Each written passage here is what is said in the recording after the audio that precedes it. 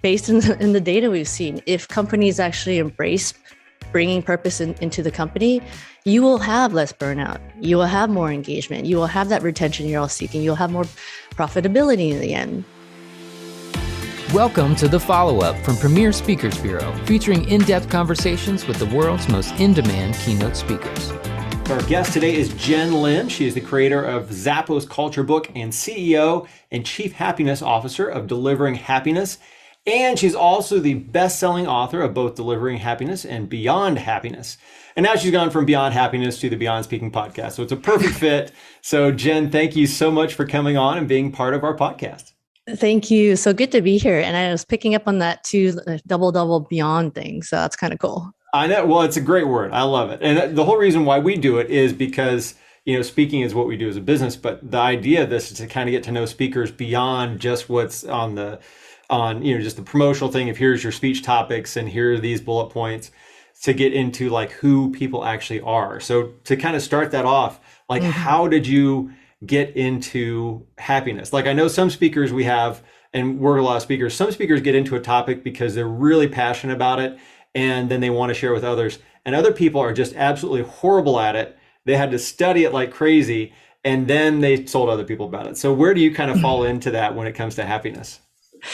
Yeah, that was, I'm chasing back because it's super ironic that I'm in the happiness space because I was not by any means that happy-go-lucky kid growing up in school. I was like, if anything, on the brooding, cynical, existential questions, why am I here side. I don't know which generation you are, but I grew up with like The Cure and Depeche Mode, like the old school stuff.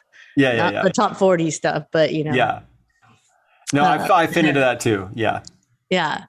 So yeah, it was just, I think because of that though, I wasn't necessarily searching for my happiness per se. I was searching for why, whys in life. And I think through that curiosity and that journey of going through the lows really got me thinking about what does this all mean? And just personally, I went through a series of lows that I didn't anticipate. Like I got basically spit out by the .com, got laid off. First .com, 9/11 happened, and my dad was diagnosed with stage 3 colon cancer, all like within the same year. And I realized all the things that I was, prioritizing, and that was supposed to be success in life, the money, title, status, didn't really mean that much at all. Especially after losing it, you were getting laid off, and then almost, coming to mortality with my dad, and he eventually passed away a few years later. So that really set me on this journey to understand, what is this all for? And that's how Tony Hsieh, the late CEO of Zappos, and I kind of stumbled on things that were eye-opening in science of happiness and positive psychology. And like, wow, there's actually studies that have been done to really answer these questions. And so I got really geeky about that and wanted to understand, not from an academic point of view, which was basically what we've been reading, but how do you actually make this real, in real life and especially in workplaces? So that's when Zappos started being its own petri dish and experimenting with all these concepts of scientific happiness in the workplace. And then I guess in some ways the rest is history. That's where happiness came from, but it really came from my darkest moments. Yeah. And so what made it happiness? It seems like there are a lot of things, especially when you come into a lab type environment where you're going through and experimenting on all these different things. What made you land on happiness as opposed to something else that was like the core item? Yeah, I think it's largely because the things that I was particularly geeking out on, and Tony, was the fact that there was science behind happiness, and specifically happiness, and positive psychology speaking towards optimism and gratitude and happiness. Mm-hmm. And I think at the end of the day, we could have said something else like joy or, whatever you want to call it, well-being. But I think because happiness is so universal, in the sense every culture in the world has their own, concept or definition. It's very subjective. It changes all the time, but at least it's a word that people knows, and they're familiar with. And what else do we want to be besides happy and make sure the people we love are happy. So I think that's how it came down to happiness. So when you bring somebody in the first time and you're introducing this concept to them, so you've just hired somebody for director of whatever or whatever, how do you say, okay, this is how we want to help make you happy? Or what's that process of going? Because so many people come in and like, I'm really good at this customer service thing, or I'm programming, or whatever it might be. How do you bridge the gap from those hard skills things to this? Well, we basically twist their arm until they say yes. That makes you happy. I don't know. Yeah. That's been the most effective way. No, we do the opposite of that, actually, because like there's just no way you can make someone happy. It's really based on what they choose for themselves. So for those that, especially when we first started this, there was so many naysayers of like, oh, that's cute. That'll never happen where I work. And I got fired up. I felt challenged, like, no, it can, this happiness does belong in the workplace. You're spending most of your waking hours there if you're working. And, why would you want to do it with people you don't like and with, in a job you don't like? So I think for me, the biggest thing keeps on going back to, even for the biggest naysayers, is making it about them. It's not being a mechanic, it's being the mirror. So it's like showing that this stuff that we're talking about is actually about your livelihood, your well-being, your minutes on this earth that you want to spend most meaningfully. And of course, for us, purpose is a huge thing, because from the science, having a higher purpose for a company or an individual is actually the most sustainable form of happiness. Like the least sustainable is pleasure, which is what you're binging on Netflix, or, what are you drinking tonight for happy hour?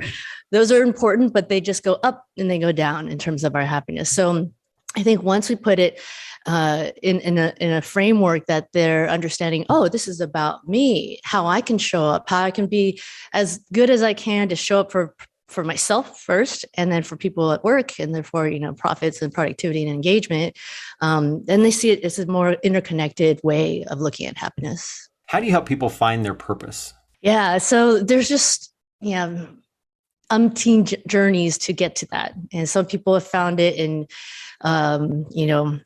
doing the metaphorical hike up a mountain. And they're like, wow, this is what I'm here for. And some people are just like, I have no freaking clue. Like, how do I even start? So we try to keep it simple and practical. And if you don't even have a purpose, one of the things, like when we go into like a workshop or a company, is that we use this simple exercise to align everyone on what a potential definition of purpose can be. So it's just 3 simple questions around, number 1, what is your light? So what lights you up? Like what fires you up in a good way with passion, or what pisses you off? Like that could be a light too. So answering that, what is your light? What lights you? The second one is talent. That one's pretty obvious. Like, what am I talented in? What are my natural born abilities? But also understanding what other people are asking you to do without even, soliciting it, because they can see there's something special about what you do in X, Y, and Z. And then the last one is impact. So essentially, like, how do you want to impact? Not necessarily the world, because that's like, I'm going to change the world. No. How do you impact your world? Like who you're touching in your ecosystem. So when we ask those 3 questions, people answer like just, very undauntingly off the cuff. They get to see what this purpose statement can be about and start formulating, what am I doing every day that's aligned or not aligned with it?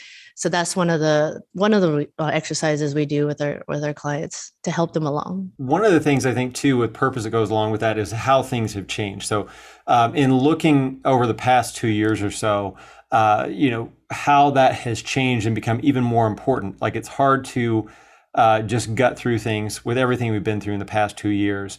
How have people, with happiness being sort of emotional or mental aspect of things, how has that changed that you've seen over the past 2 years? The short answer is 180. Everyone did 180. The world did a 180, and we all got 2020'd, the whole world. Like we knew these things were coming, like futurists had predicted, yes, we're going to have a recession. Yes, we're going to have a pandemic. Yes, we're going to have climate change and social unrest. What we did not know is that it was going to happen all in 1 year. So that's what hit us like a ton of bricks. And we went in different directions. But I think one thing that really, I guess, I observed, there's some people that just wanted to get back to the good old days. And there's some people that just said, no, the good old days are never going to happen again. So I'm going to take it upon myself to understand who I am now, what's most important to me, how can I prioritize that?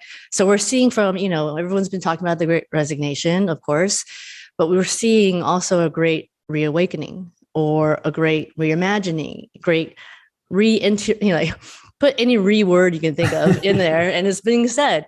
So from a more, realistic, but optorealistic perspective, I'm seeing that shift in people, and people are quitting, people are getting laid off, times are tough, but just the concept and the thought that we're intentionally putting into why am I here? What is this all for? How am I going to spend my time more meaningfully? Is being done, in this intentional, conscious way.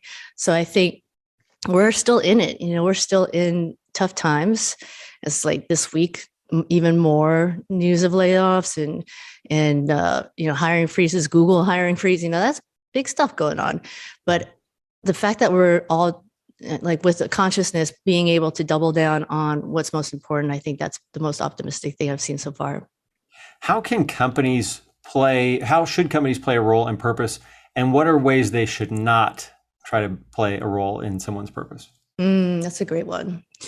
So I think companies now have an even bigger obligation to really talk about, have exercises, work in purpose from an individual level than ever before.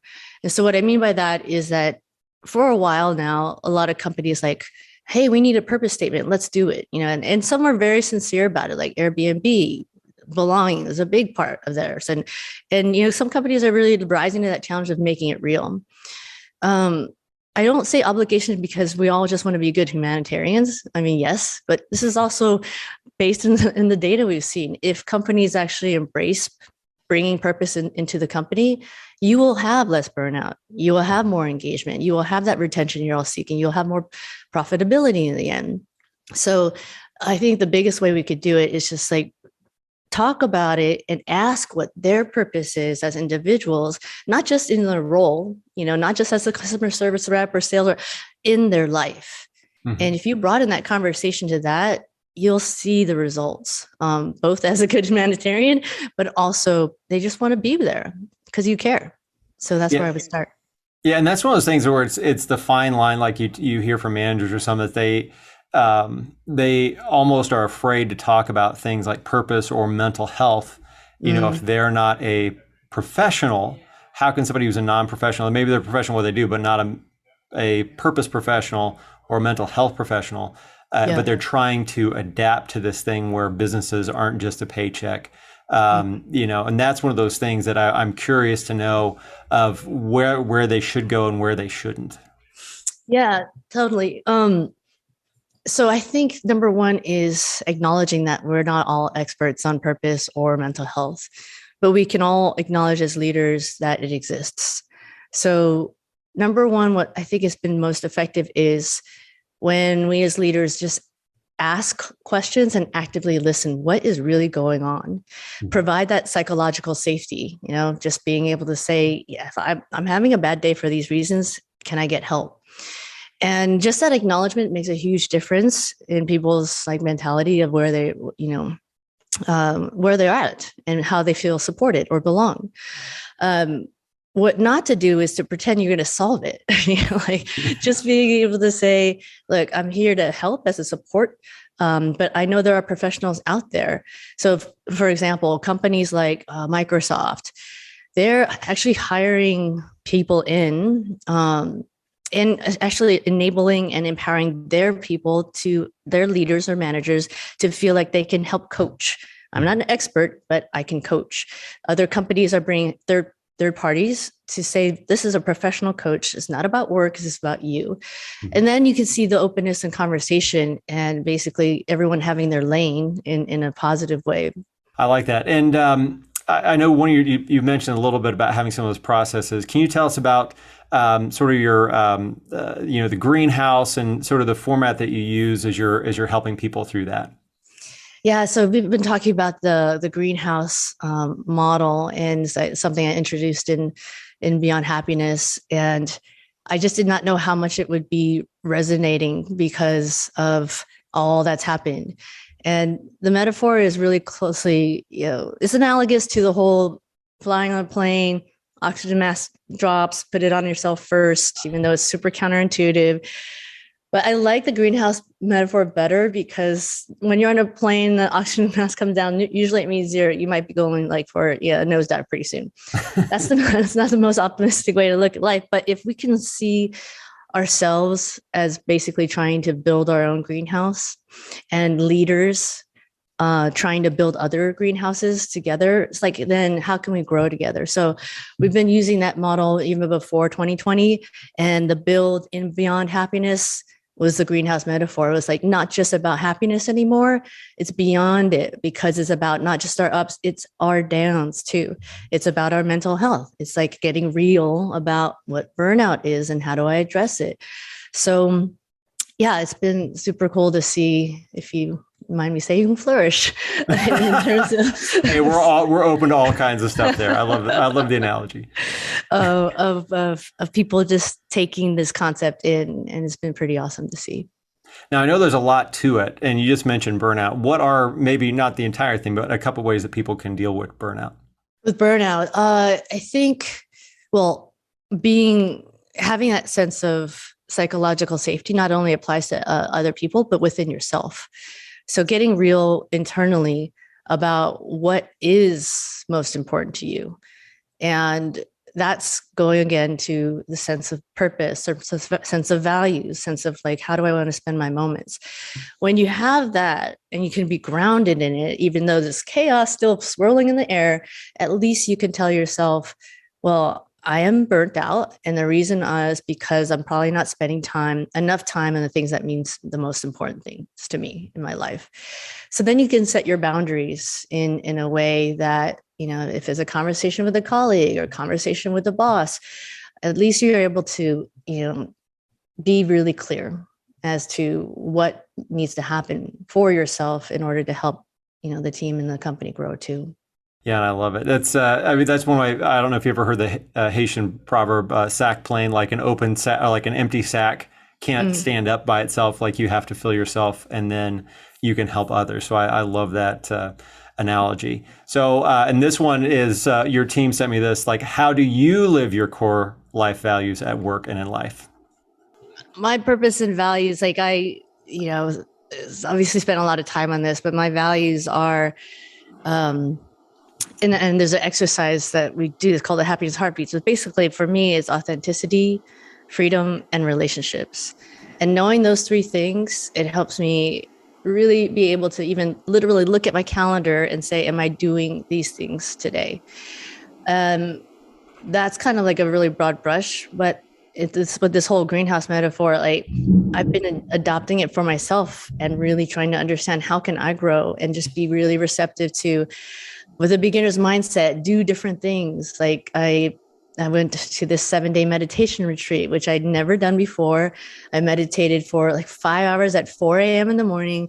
And that to me was like, all of my friends were like, what the heck's going on with you? Like, I was just open to something new. And now meditation is a practice within my days because I know what it can do. So I guess I just keep on using myself as a petri dish to understand what it might be that I can do to grow and have new habits every day. Yeah, and I love it. You've got to challenge yourself, and you've got to actually do the things you're telling other people to do. So I like the fact that you're doing that. Thanks. And drinking, we call it drinking our own champagne. Yes, very good. Well, you'll have to thank your team for that question. I will. And then, how do you feel like? What is the future of work looking like, and how is it affecting people? Whoosh. Future of work. So my firm belief is that we thought the future of work, 2020 BC, before COVID, we thought it was like a ways off, maybe year 2, 5, 10. What 2020 did was just brought it into now. So the future of work is actually we're in it. We're in the thick of it already. We can't think about it as when it comes. So I think that part of it, whether it's remote or hybrid or automation or you reskilling, all these things, these are important to address, but there's just symptoms or outcomes of things that are already happening. Mm-hmm. So to be real with the future of work, knowing that it's present now is really, it goes back to grounding ourselves and companies as teams, as leaders, and using that as the foundation of being able to adapt to anything that can come our way because we know we're grounded in ourselves. Well, one thing I did before we end here, and this is just, I know normally the interview is all about the person, but this is something, just my own personal testimonial for people listening, watching. I actually took, years ago, my daughter's in high school, but I actually started coaching her when she was a little 7-year-old in softball. Nice. And a week or two before I started being my first time being a coach ever for little kids, was I had gotten like this bullet point thing from, I think it was Tony's assistant or somebody, of happiness at work. And I said, I wonder if this works for softball. And so it was stuff like, do you have a best friend? Are you able to see progress? Do you get regular encouragement? So we actually built all these things into the softball program, because they say, well, like with little kids, if they play the next year, then you're a successful coach. Like if they end up loving softball. And to this day, like this summer, I went around and so many of these girls that I coached when they were 7, 8, 9, 10 are still playing high school ball, travel ball, everything else. And they still remember a lot of those things that we put in with like, can you throw it from first to second? Okay, can you throw it from shortstop to first? Can you throw it to, and then like we had, we would call it APs, accountability partners. So these girls would encourage each other, and that was designated person that you were the first person to say congrats or to pick them up when they messed up. And at the end of practice, we'd go around and what did she do well today? What did she do well today? So we built in all this Zappos stuff into coaching little girls softball. And it's been great to see because we had so many girls that loved it, so many that are still playing. And so I did want to say I'd hoped to get an interview with Tony and was never able to. So I just want to say thank you to you and all the Zappos people for helping me out and helping all these little girls out too. So appreciate it. That's awesome. Thanks for sharing that. Look at you. I mean, you were essentially growing greenhouses before the metaphor came up. So thanks for sharing that. It's so cool. Awesome. Well, Jenn, thank you so much for coming on and being a part of this podcast. And thank you for helping people, grow and develop and see happiness across the U.S. and around the world. So thank you so much. Thank you, Brian. So good to be here. Thank you for joining us for the follow-up. To learn more about today's guest, go to premierspeakers.com. Make sure to subscribe and leave a review wherever you listen.